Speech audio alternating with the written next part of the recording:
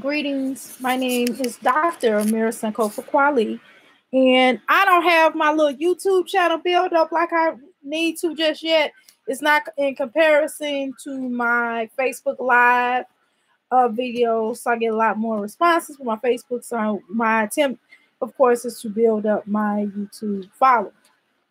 So hopefully we'll be able to do that, not just because of the monetary situation, but because of the fact that, I'm trying to let a lot of more people know what I do. Okay. As the healer, doctor, practitioner, Reiki, grandmaster, and all the stuff that I do, right? Life coach, everything, right? So at any rate, of course, you all may reach me at www.ask314life.com. You can also call me at 502-208-9142.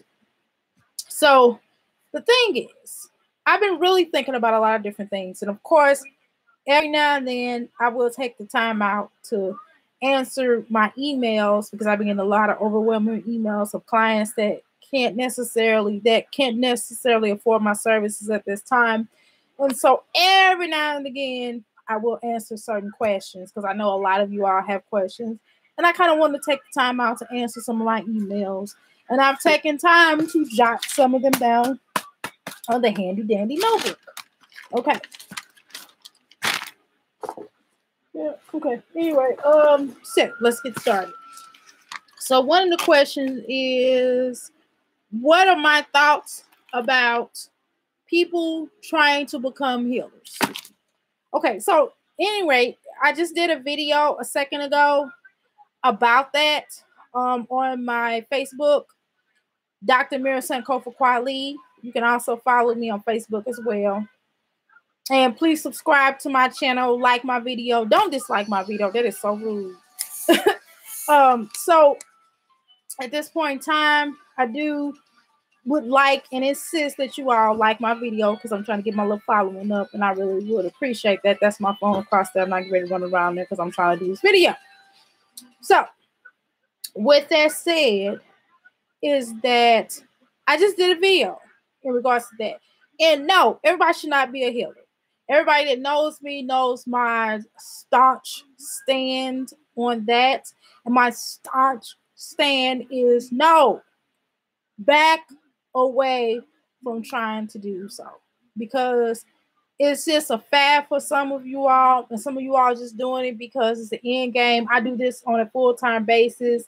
I eat, sleep, live it. This is who I am as an energy. This is what I do as a lifestyle, as a business. Everybody knows that that's who I am. I'm not hiding it from family because I'm worried about what this person thinks or may think or may feel, or, I am who I am, and I don't try to be something that I'm not.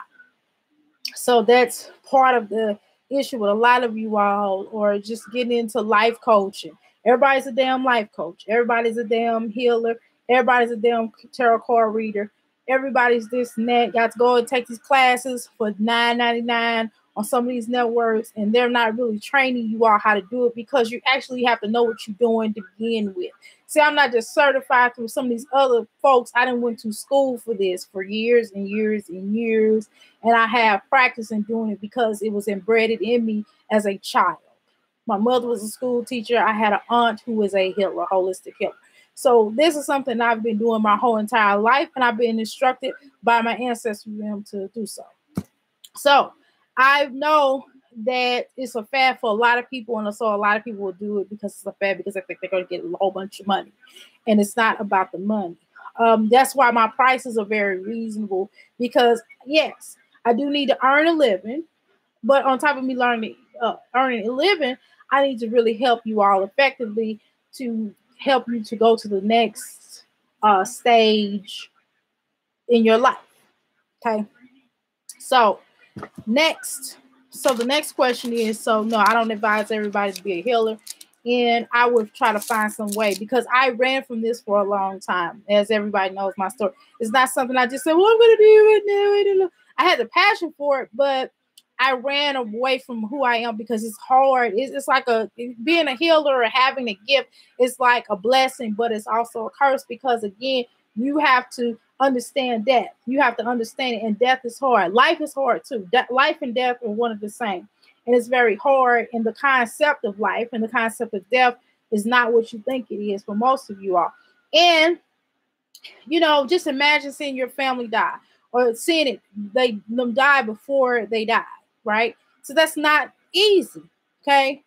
And no, it's not a numbing thing, but it's also a feeling thing and understanding the concept of death, understanding the concept of your life, understanding the ability to love and loving people unconditionally when they don't love themselves and not being a fool for unconditional love, right?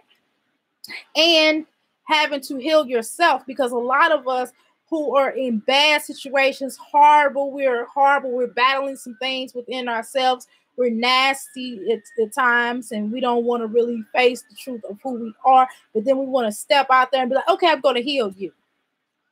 Huh? So it doesn't work that way. So I'm not saying you got to be all the way together, but I'm saying you got to be close. You got to be close and be able to effectively be able to work on your life while you're helping to heal others. And if you're unable to do that, if you don't even know where you're going to live today, if you don't know how to effectively pay your bills, why are you doing this? You know what I'm saying? If you can't, if you're in a relationship or you're unhappy, how are you going to heal somebody and you can't even teach yourself how to be happy? But you can tell somebody about their life. It don't work like that. You got to clean your house up before you can go to someone else's house to clean their house up. It's just dumb at this stage to do that. You're wasting your time, you're wasting your money, and you're wasting other people's time with your clients. So stop. The next question. What do I think about what is an effective relationship, healthy relationship? Okay, so healthy relationships can be based upon terms of through the eye of the beholder, right? Because sometimes people are going to have unconditional, not unconditional, but untraditional relationships. And because most of us do have or will have untraditional relationships, that someone looking on the outside, looking in, may not understand the benefit of your relationship. Like for example, because I don't want to get into all that, but you may be talking about polygamy, or you might have an alternative relationship. Nowadays, not really alternative, but back maybe 6 years ago, it was alternative. Same-sex relationship, you know what I'm saying? So again, or you may have a situation where you're kind of fancy free and you with this person, you with that person. So again, it's all about what you also may look at certain situations. So you could be in a really good relationship but still be unhappy. So that's not really healthy if you're not happy in that relationship, okay? But the drawback of that as well is, are you getting beat? Or you being sexually abused? Or you being mistreated? Or do you not like who you're with? Do you not like how you all are connecting together? So those are forms of unhealthy relationships. If you know what I mean, even if you don't think they are very unhappy and very unhealthy, okay? And so you have to begin to start really looking at yourself and understanding, like, where do you want to go at this stage in your life? You have to think about where you want to be. Who's the type of person that you want to be? So again, it's through the eye of the beholder. Second thing is what you want for your life. Third thing is knowing when it's right and when it's not right. Because if there's any form of abuse and you're unable to work it out, the person still wants to abuse you, whether it's mentally, physically, and psychologically, or even spiritually, because there's a form of spiritual abuse. Spiritual abuse, let me break that down. Spiritual abuse is someone trying to force you to be in a religion that you don't want to be in, or forcing you to spiritually do something that you don't want to do, whether it be around certain people that you don't want to be around. whether it's about worshiping a certain God that you just don't want to represent or worship, and you're not into that energy, okay? Forcing you to do something, okay? That's a form of spiritual abuse. Or condemning what you believe is also a form of spiritual abuse. So I hate to say, I don't know why. I need to really take that word out of my vocabulary. It sounds unintelligent, and I'm very intelligent. So I said,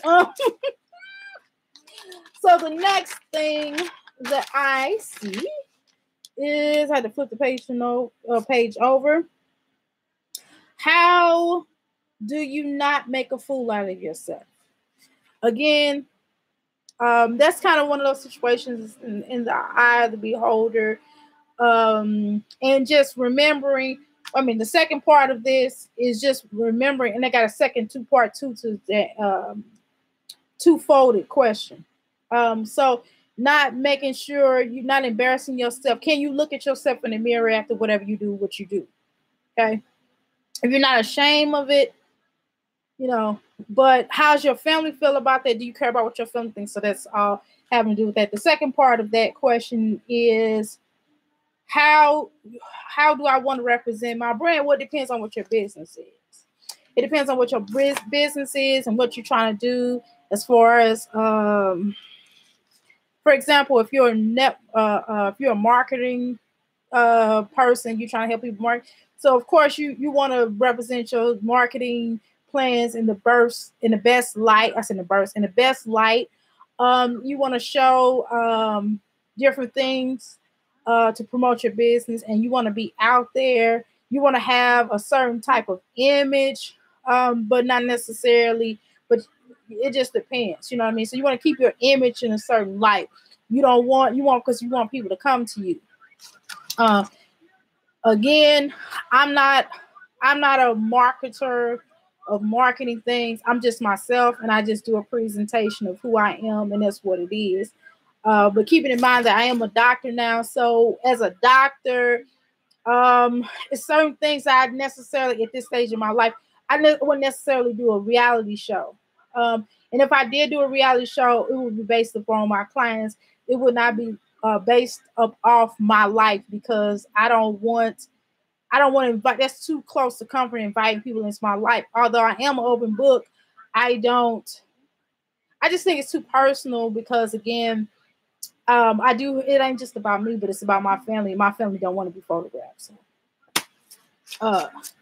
So it's just certain things that I'm very mindful about, the energy that I give out. Because again, even as a healer, I have bad moods. I can be in a bad mood. Somebody might have irritated me, or I just might be tired, might not have gotten enough sleep.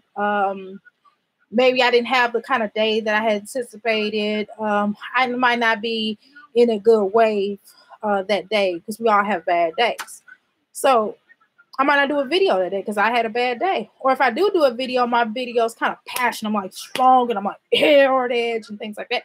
So anyway, I have to be careful about how I'm perceived at different times. Well, at least my king tells me that. But for the most part, I know that people are going to come to you. You're going to draw or attract the right people that you need to attract to come to you. At least I do. Okay. Because I believe in the law of attraction. The next question. Okay. So they're asking me some herbal questions, how to make an infusion.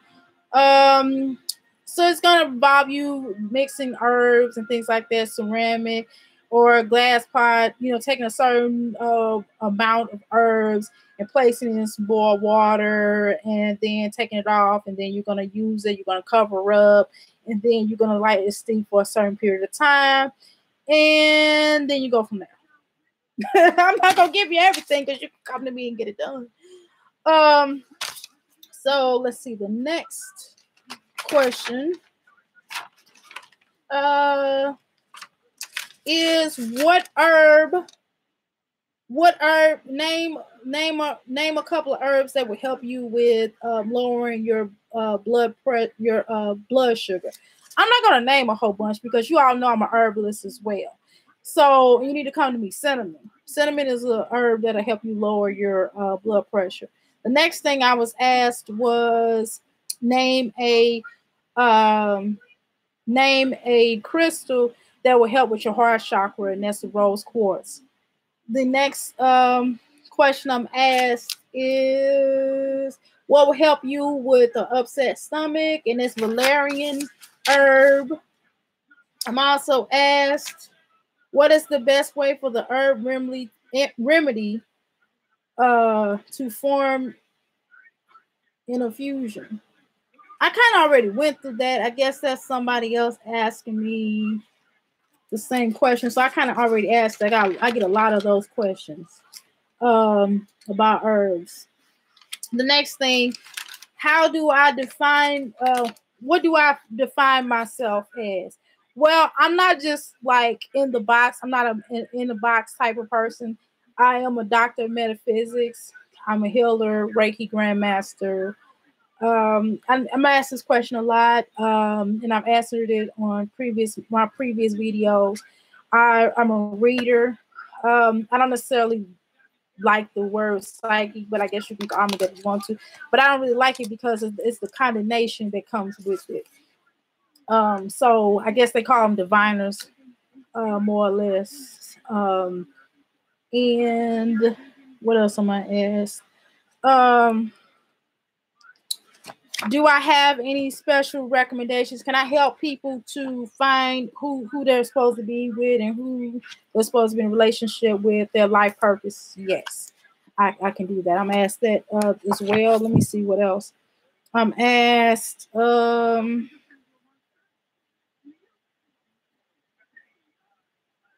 asked about do I use brooms? No. I mean to sweep with. You know, if I got trash on the floor, I sweep with. I prefer brooms over vacuums, but I don't think that's where they were heading. They were trying to ask me some witchy questions. Let's see. Do I do outdoor rituals and spiritual healings? Yes. Do I do indoor spiritual healings? Yes. Do I practice what I preach? Absolutely. That's the best way to be. What is a divine power? It is a manifestation of with your personal power within you and with outside of you within your ancestry realm. It deals with the earth's energy that connects with you. And also exists through male or female, and also as a life form or a source that connects with you to help you to tap into the universal power that exists. Okay. And so I'm also asked, I can't read my own handwriting sometimes. Let me see. Let me see. I think some of these questions I'm trying to skip because they're kind of redundant. I'm trying to make sure I don't say the same thing. Okay, so I'm asked about reincarnation. Do I believe in reincarnation? Yes, I believe in a form of reincarnation. I mean, that's all they asked. Do I believe in